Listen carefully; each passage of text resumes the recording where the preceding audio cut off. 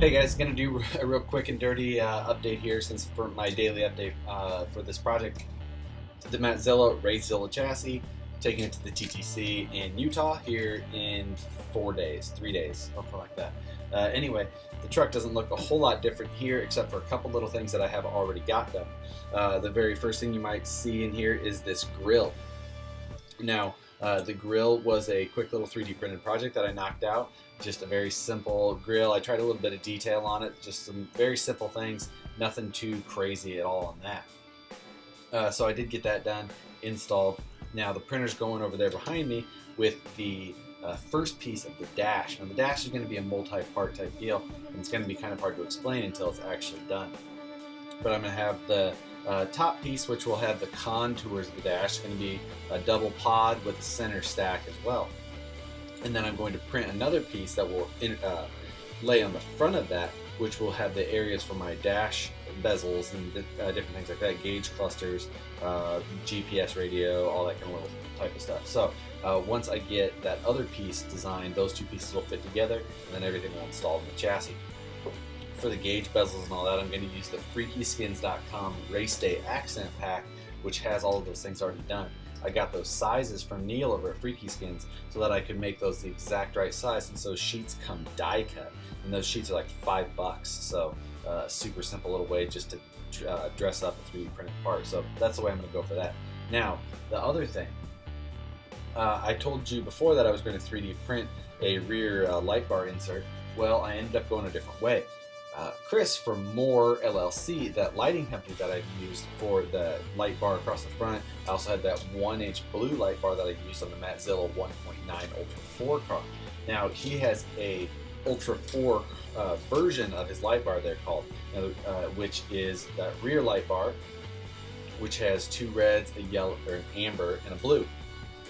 And he sent me a text earlier today and said, "Hey, Jerry at the DMG, you've seen the DMG before on my channel with like the stiffy kit and things like that.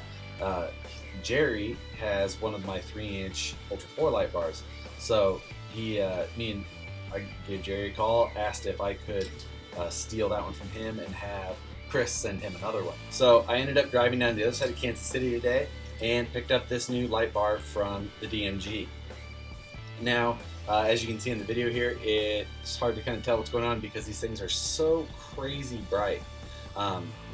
But there is the blue, there is the amber, and there are the reds. So just to give you an idea, those do get a little warm though. So anyway, I went ahead and put those in there just to kind of show off exactly how bright those things are.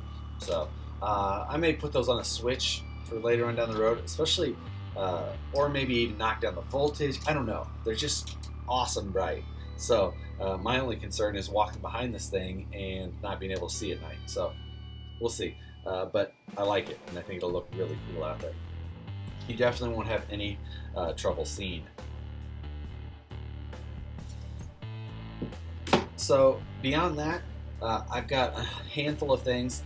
I did get a hold of Eddie at Crawler Innovations and got the new Deuces Wild single stage foams coming for these RC4 Drive Baja Claw TTCs. I also got a hold of Rick at Super Shafty and got a set of his Kyosho Velvets coming for my shocks. He built those exactly to the length I need. You can buy those in a number of different lengths from Rick. You'll build them to exactly the length that you want. And for this truck, that's kind of what I needed because I wanted a shock that was kind of a little bit oddball of a length. And he was able to accommodate me and get it out to me as a favor, super quick. And lastly, from Rick, I got a set of the 6mm MIP ball ends for their drive shafts so that I can install the Super Shafty chromoly 6mm outputs inside this Wraith transmission. So started that. All these things are going to be here Wednesday at the earliest, Thursday most likely. So Thursday is going to be kind of a hectic day. But since the shocks are going to come built, I should be able to just slap them on. The drive shafts should be a quick swap. Hopefully I have the transmission taken apart and ready to go in the truck right away. Beyond that, that's kind of where we sit for right now. I've got the dash printing over there. I'm going to do a front battery tray. I'll probably print that. I was thinking about making it out of aluminum, but I think I'm going to print a tray with some contours in it so that I can hide it in the wheel well a little bit better. Since the front of this truck comes up at an angle here, my battery tray would be kind of squared off and it would be easy to see the battery. So that's why I'm going to kind of try and print something with a contour to fit in there, get a little better look on the wheel well, hide the battery the maximum amount. But that's all I got for now, guys. I'm going to just kind of cut this short, or cut it at that point anyway. So check back again tomorrow, and hopefully I've got another update, and we keep making progress on this thing. I think I'm going to be pretty tired by the end of this week, though, so we'll see how it goes. See you guys tomorrow.